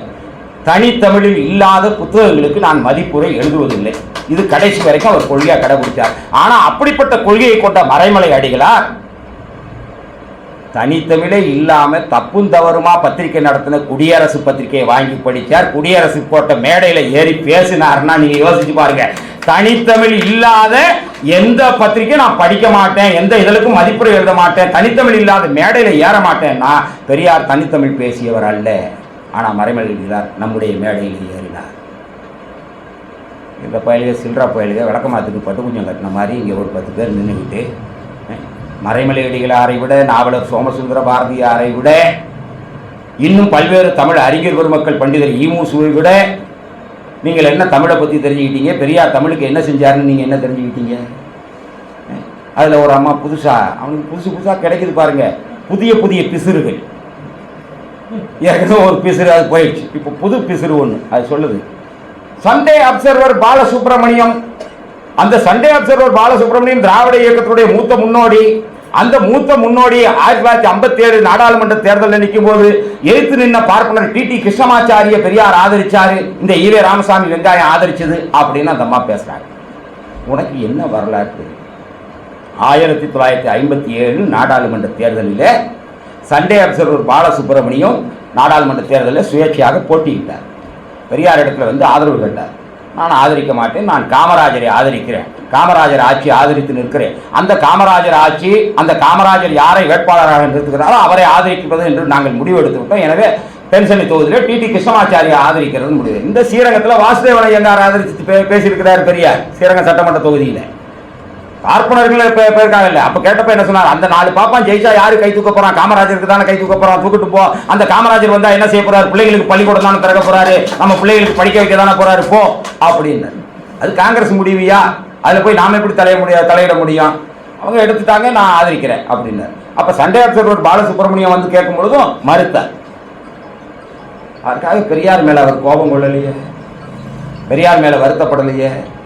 இறுதி வரை என் தலைவர் பெரியார் என்று சொன்னவர் Sunday Observer Balasubramaniam. Sunday Observer என்கிற ஒரு ஆங்கில பத்திரிகை நடத்தி கொண்டிருந்தவர். இன்னொன்று தெரியுமா, 1957 அந்த இந்திய சட்ட எரிப்பு போராட்டத்தை பற்றி நம்முடைய கோவன் அவர்கள் சொன்னார்களே, அந்த சட்ட எரிப்பு போராட்டத்தில் 20 உயிர்களை பலி கொடுத்தவன் இந்த திருச்சி சிறையில் மணல்மேடு வெள்ளைச்சாமி, பட்டுக்கோட்டை ராமசாமி 2 பேர் இறந்து போனார்களே. அப்படிப்பட்ட சூழ்நிலையில தந்தை பெரியாரும் சிறையில் இருக்கிற அந்த நேரத்தில் பெரியாரை விடுதலை செய்க என்று நாடு முழுக்க நடைபெற்ற கண்டன கூட்டத்தில், சென்னையிலே நடைபெற்ற பல்வேறு கண்டன கூட்டங்களிலே கலந்து கொண்டவர் சண்டே அப்சர்வர் பாலசுப்ரமணியம் அவர்களின் மனைவி இந்திராணி பாலசுப்ரமணியம். நீ என்ன கண்டுகிட்ட? நீ பெரியாரை பத்தியும் பெரியார் இயக்கத்தை பத்தியும் சண்டே அப்சர்வர் பாலசுப்ரமணியத்தை பத்தியும். அதே சண்டே அப்சர்வர் பத்திரிகையில அவர் பாலசுப்ரமணியம் எழுதினார், பெரியாரை அடக்குவதற்கு சட்டத்தை காமராஜர் ஆட்சி கொண்டு வந்த பொழுது இது காட்டுமிராண்டி காலத்து சட்டத்தை ஒத்தது அப்படின்னு எழுதினாருங்க. யாரு? பெரியார் பண்ண ஆதரிக்கலன்னு தெரியும், அவர் டிடி கிருஷ்ணமாச்சாரி ஆதரிக்கிறாருன்னு தெரியும், தெரிஞ்சு அதுக்கு பிறகு எழுதினாரு 3 ஆண்டு காலம் சட்டத்தை எடுத்தால் கடுங்காவல் தண்டனைக்கும் போது அவர் சண்டே அப்சர்வர் பத்திரிகையில் எழுதினது இது. அவருடைய மனைவி அவர் உடல்நிலை பாதிக்கப்பட்டு 58 இறந்துட்டாரு. அவர் இறுதி கட்டத்தில் கூட பெரியாரை போற்றினார், பாராட்டினார். ஒரு தேர்தல், அந்த தேர்தலில் வெற்றி தோல்வி ஆதரவு இதெல்லாம் பெரியாருடைய பெருந்தொண்டை மதிப்பிட்டு விட முடியுமா? அப்ப 1933 அந்த தமிழன்பர் மாநாடு என்கிற அந்த மாநாட்டை பெரியார் தொண்டர்களும் சேர்ந்து முறியெடுத்து என்ன தெரியல, அதுல ஒரு பெரிய முடிவு எடுத்தாங்க. அந்த முடிவை அவங்க மாத்தினாங்க. இல்லைன்னா தமிழ தலைகீழா போயிருக்கும். பேசுவது போலையும் எழுதலாம் அப்படிங்கிற முடிவுக்கு வந்தாங்க. தமிழுக்கு உண்டான தனி சிறப்பு என்ன தெரியுமா? அந்த இலக்கிய நடை. நீங்க பேசுவது போலவே எழுதலாம் என்று சொன்னா தமிழ் செத்து போகும். அந்த இலக்கண செட்டு குறைந்து போனா தமிழ் செத்து போகும். இதை தடுத்தவர்கள் சுயமரியாதை இயக்கத்தொண்டர்கள் 1933. அது மட்டும் இல்லை, அந்த 33 மாநாட்டில் தமிழ் பாட புத்தகத்தை எங்களுக்கு அச்சடிக்க கொடுங்கன்னு பாப்பா முயற்சி எடுத்த முறியடிச்சாங்கல்ல. அதற்கு பிறகு அதன் எதிர்விளைவாக எழுந்ததுதான் சென்னை மாகாண தமிழ் சங்கம். பண்டிதர் ஈமூசு என்கிற ஈமு சுப்பிரமணியனார், காசு பிள்ளை, எம்எல் பிள்ளை என்று அழைக்கப்படக்கூடிய கா சுப்பிரமணியனார், காசுக்கடை சுப்பிரமணியன் என்று ஒருத்தர் இருந்தார். அவர் 1930களிலேயே ஆயத்த ஆடை அங்காடி என்று தூய தமிழ்ல ரெடிமேட் கடை நடத்துது 1930. இவங்கெல்லாம் சேர்ந்து சென்னை மாகாண தமிழ் சங்கம்னு ஒன்று வச்சாங்க. அவங்க ஒரு பாடத்திட்டங்களை உருவாக்கினாங்க. அந்த பாடத்திட்டங்களை அரசிற்கு கொடுத்தார். இதுல இருக்கக்கூடிய கலை சொற்கள், இந்த பாடத்திட்டங்கள் இதையெல்லாம் ஏற்றுக்கணும் அப்படின்னு 1935 உருவாக்கி ஆண்டுதோறும் மாநாடு போட்டு ராஜாஜி ஆட்சியில் 1938 கொடுத்தாங்க. ராஜாஜி ஏற்றுக்கிட்டார். அந்த பாடத்திட்டத்தை ஏற்றுக்கிட்டு அரசு செயலாளர் சுற்றறிக்கையை அனுப்பினார். எல்லா பள்ளிக்கூடத்துக்கும் அதை அனுப்பி சுற்றறிக்கை அனுப்பினார். என்னதுங்களை அனுப்பினார்? எங்ககிட்ட கொடுத்துருக்காங்க, இதை நாங்கள் உங்களுக்கு அனுப்பியிருக்கோம், இதை அப்படியே ஏற்றுக்கொள்ள வேண்டும் என்பது கட்டாயம் அல்ல அப்படிங்கிற சுற்றறிக்கையோடு ராஜாஜியுடைய ஆட்சி அந்த பாடத்திட்டத்தை எல்லா பள்ளிக்கூடத்துக்கும் அனுப்பினார். அதையும் பெரியார் கண்டித்தார்.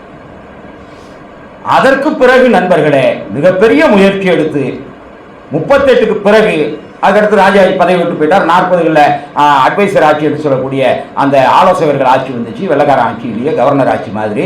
அப்பவும் இந்த பாடத்திட்ட குழு இயங்கியது. அதற்கு பிறகு 48ல் அவினாசிலிங்கம் கல்வி அமைச்சராக இருக்கும் பொழுது முழுமையாக அது ஏற்கப்படும்.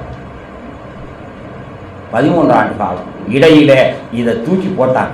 அட்வைசர் ஆட்சியில் இதை தூக்கி போட்டாங்க. இந்த திட்டக்குழு கொடுத்த இதையே தூக்கி போட்டாங்க. தூக்கி போட்டுட்டு இதை நடைமுறைப்படுத்தலாமான்னு ஒரு கமிட்டி ஏற்படுத்தினாங்க. அந்த கமிட்டி யாருன்னு கேட்டால், அந்த கமிட்டிக்கு தலைவர் யாருன்னு கேட்டால் டாக்டர் VS சீனிவாச சாஸ்திரி. அவர் என்ன பண்ணார், இவங்க ரொம்ப தமிழாக எழுதியிருக்கிறாங்க, இது பிள்ளைகளுக்கு புரியாது, வடமொழி கலந்து எழுதினாதான் புரியும்னு கமிட்டி அறிக்கை கொடுத்தாருங்க. மகாகணம் VS சீனிவாச சாஸ்திரிகள். அதையும் பெரியார் கண்டித்து எழுதினார். இன்றைக்கு இருக்கிற பாடத்திட்டத்தை, பிள்ளைகள் படிக்கிற பாடத்திட்டத்தை ஒழுங்கமைப்பதற்கு தமிழ்நாட்டில் இவ்வளவு பெரிய முயற்சிகள் நடந்தன. ஒவ்வொன்றிலும் பெரியாரின் பங்களிப்பு, பெரியார் தொண்டர்களின் பங்களிப்பு இருந்தது. சாதாரணமானது. அதுபோல 48ல் அவினாசிலிங்கம் ஆட்சியில, 49, 50களில் ஓமாந்தூரார் ஆட்சியில அவினாசிலிங்கம் கல்வி அமைச்சராக இருக்கும்போது திருக்குறளை அவர் பாடத்திட்டத்தில் சேர்த்தாருன்னா காரணம் என்ன? பெரியார் திருக்குறள் மாநாடு நடத்தி தீர்மானம் நிறைவேற்றினார். 1948 2வது இந்திய போராட்டத்தை தீவிரமாக நடத்தினார். அப்ப அந்த தீவிரத்தை குறைப்பதற்காகவும் பெரியாருடைய அந்த கோரிக்கையை ஏற்பதாக ஒரு வெள்ளை கொடி காட்டுவதை போலத்தான் திருக்குறள் பாடத்திட்டத்தில் சேர்க்கப்பட்டது. நான் கேட்கிறேன், பெரியார் சொன்னாருங்க, தமிழிலே தன்னுடைய இசையை நுகர முடியாது என்று சொன்னால், தமிழ் பாட்டு பாட முடியாது என்று சொன்னால், இந்த சொல் நம் உயிரை போயல்லவா கவ்வுகிறதுன்னு எழுதினார் பெரியார். 1925 சுயமரியாதை இயக்கத்திற்கு முன்பாக இந்த நாட்டில் தமிழ் இசை உண்டா? சொல்ல சீமானா அவன் பாட்டனா அவன் முப்பாட்டன். தமிழ் இசை